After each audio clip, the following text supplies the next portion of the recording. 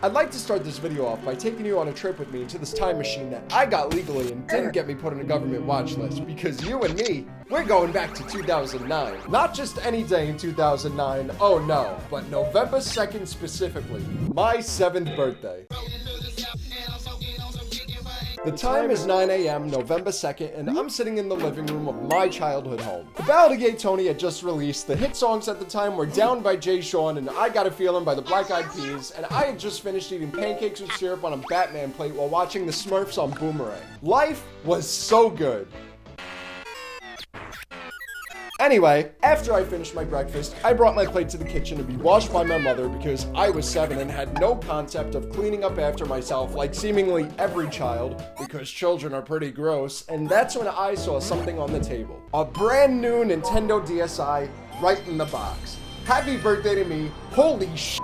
See, I feel like most, if not all children, have a level of creativity that they want to share. This could be drawing, painting, writing, whatever. But one of my creative outlets was photography. I'm gonna be honest, part of the reason I was so obsessed with photography was because I have ADHD and my brain kind of just decided to latch onto it and not let go no matter what. See also my hyperfixations on Hot Wheels cars, Pokemon, Bob Saget, Grand Theft Auto, traffic roads, you know, normal people stuff. To be fair though, I think some of that obsession was just a kid being a kid. That's why when I got that DSi, even if the pictures looked like they were taken with a can of Pringles, I was like really happy. Little kid me finally had an outlet for some of his creativity, and for that reason, his DSi would become a treasure of his. Little kid me would also go on and take a picture of one of his aunt's dog's butts with the DSi, and then get so scared that the FBI was gonna come and arrest him that he deleted the picture and cried, but we don't like to talk about that. I didn't have a lot of time in that moment to check out the camera because I was getting ready to go to Great Wolf Lodge in Pennsylvania with my cousin, like seemingly every East Coast kid in the 2000s would. Scooby-Dooby-Doo! However, that gave me the chance to use the camera on the entire way there in her mom's Honda Pilot, gearing up to spend a week doing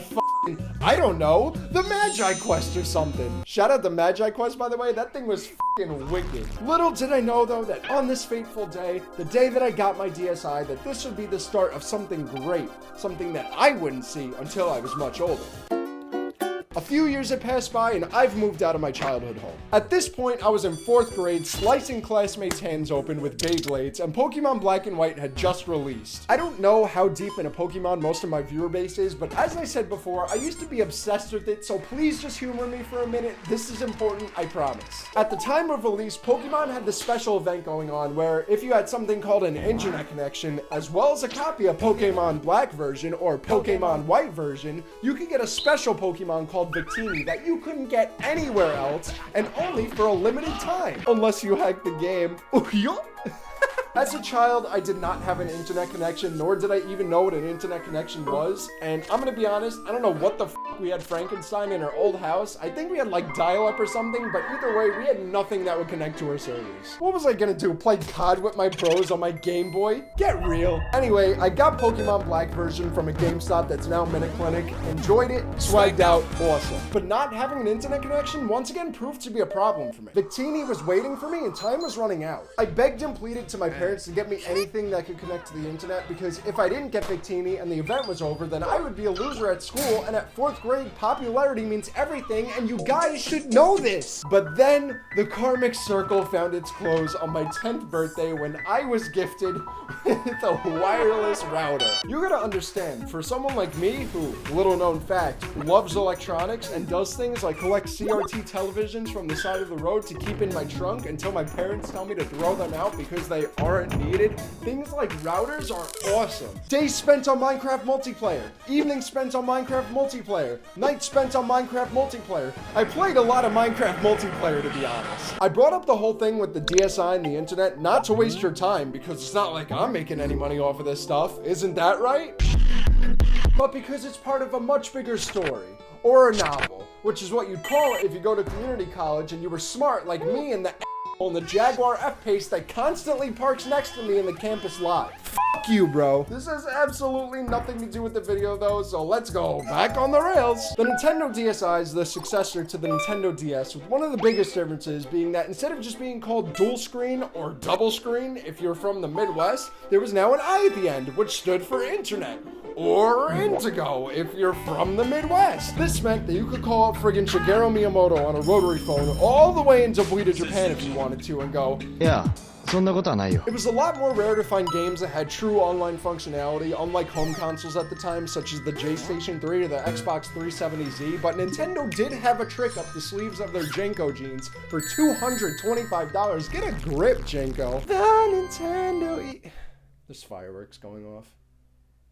The Nintendo eShop. TLDR, the eShop was Nintendo's answer to things such as the PlayStation Store and the Xbox Live Store, with the difference being that it hosted Nintendo titles, and also you could buy a calculator app for $10. Jesus Christ, was the calculator app made by Jenko? The eShop was an awesome thing to have, and for someone like me who didn't have a big budget because I was 10 and I spent all my money on Airheads mystery flavors and friggin' Mighty Beans, it was amazing. This isn't a Scott the Woz episode though, so I don't need to go on a whole big spiel about the DSi and what it did, even though I already did that. Great job, idiot. Because the main importance of all this was an application on the DSi known as Flipnote Hatena. So that begs the question, what is Flipnote Hatena? Well, I guess you came to the right place. College, I don't know how Australians speak. Picture Newgrounds in your mind. You remember those days in the early 2000s when you would go online and watch the animations and the art that people would create? Flipnote was a lot like Newgrounds, except without the games, the links, the videos, and all that stuff. So really, Flipnote was nothing like Newgrounds, and I'm just a big fat liar. First and foremost, to lay down the concrete, Flipnote was software that was created with the sole purpose of creating and sharing animations for the whole internet. The concept was very straightforward and got caught on by pretty much anyone who ever picked up a pencil and made a flipbook animation on a pile of sticky notes. There were no chat rooms, meaning you couldn't spend your time sending action replay codes for Nintendogs back and forth with a lover that was halfway across the earth. On top of that, comments were written on the DSi touchpad, meaning your handwriting was equivalent to a coyote with Parkinson's. The way that you would get to know who someone was by recognizing the art style that they produced. This is similar to nowadays how we recognize YouTubers for their editing styles and all the good that came out of that. You'd press on an animation and see a Zangoose and a Charizard come up and you'd go, oh snap, that's epic guitar. You'd see a video of two Pokemon trainers doing a cover of We Are Who We Are by Kesha and you'd go, oh snap, that's K66 Gunzo. And then I pop up and I'm like,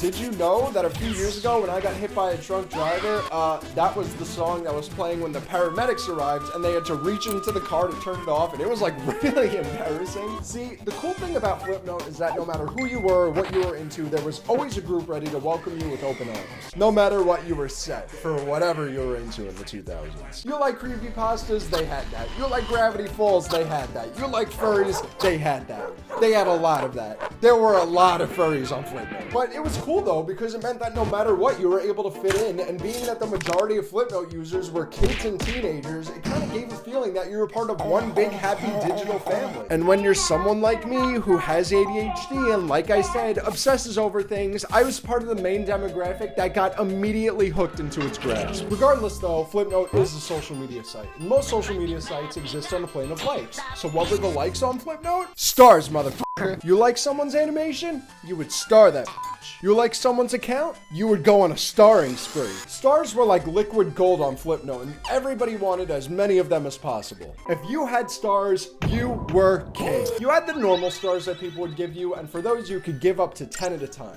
That's 5. After that, there were colored stars. These would either cost real money, or you'd be able to get a few green stars by completing certain tasks upon creating your account. One of these tasks involved reporting another person's video and getting it taken down. This meant that being a snitch actively rewarded you, and being that this is a safe space, I may or may not have partaken in it. Those green stars meant a lot to me, I'm not sorry. Obviously, this would lead to something known as star begging, and a lot of people frowned upon it. This is because it would sacrifice creativity for the sake of monetary value, similar to advertisement on YouTube. Contrary to what I literally just said though, Flipnote wasn't all about popularity, which is extremely strange for a social media platform. I mean, I do kind of get it. You can't exactly walk up to a woman and go, hey, I'm popular on Flipnote, without being met with Mason or a restraining order. But despite being relatively underground and niche, Flipnote was an amazing spot for children and teenagers working minimum wage jobs who were finding their foot in life. The 2000s were a bit wild because we were still partially living like it was the 90s. We would all play outside and have access to outdated technology, but we were also growing up in the rise of the digital age. There was still that bit of disconnect between the real world versus the world that we would find on the internet, which unfortunately doesn't exist today. Flipnote existed in that perfect time right in the middle, and for that that reason, as well as all the others, it was like a Red Lobster crab deal or something. I don't know. This analogy is garbage. It did flourish, though, for a few years. Flipnote had a runtime from August 2009, America, until May 31st, 2014, when on that sad, sad day, the site shut its doors for good. For many people, me included, this was like a kick in the Adam's apple. Flipnote was the place to be for creative people to go and share their work, and with the news that it was shutting down, people were hurt. Sure, there were no chat rooms, and like I said, interactions were pretty limited, but we all kind of did know each other in some weird metaphysical socioeconomic sense. For me, it felt like the last day of summer camp before the digital age, where home phone numbers were written on sheets of paper, tears were shed, hugs were given, and you were unsure if you would ever see your new best friend ever again. I remember those final days so well. People were making their goodbye posts, sharing their final animations, along with links to now defunct other animation websites, and pretty much just getting ready for the end. Dude, it was like Marley and Me levels of sad, and that shit was sad. I sat by my DSi, waiting and waiting, watching that green little frog dance his little dance until finally the frog croaked and the site was officially shut down. To say that Flipnote had an impact on me growing up would be an understatement. I think that if I hadn't found out about Flipnote, my life would have been completely different. I'm talking full Life is Strange style butterfly effect. Years later though, I obviously moved on. Make sure to edit like some sad music right here in this part. Alright, cool. Okay, the DSi that I love so much began to sit on the shelf more and more as life and responsibilities began to pop up. I was now a college student with a job, an education, a social life, a YouTube channel, and dreams far bigger than the little animations I used to make. Then, one day, I saw the news that Flipnote was coming back. Not in its original form, but as something called pseudo memo. And I was hyped. I charged up my old system, turned it on, did whatever I had to do on Google in order to change the Wi-Fi port and whatever the f***. Shout out the Zuckman. And then I was in after about 8 years. And it was not the same. I'm gonna be honest. Yes, all the creativity was back, if not more than before. Yes, the people were there, the community was rebuilding, and the furries were back.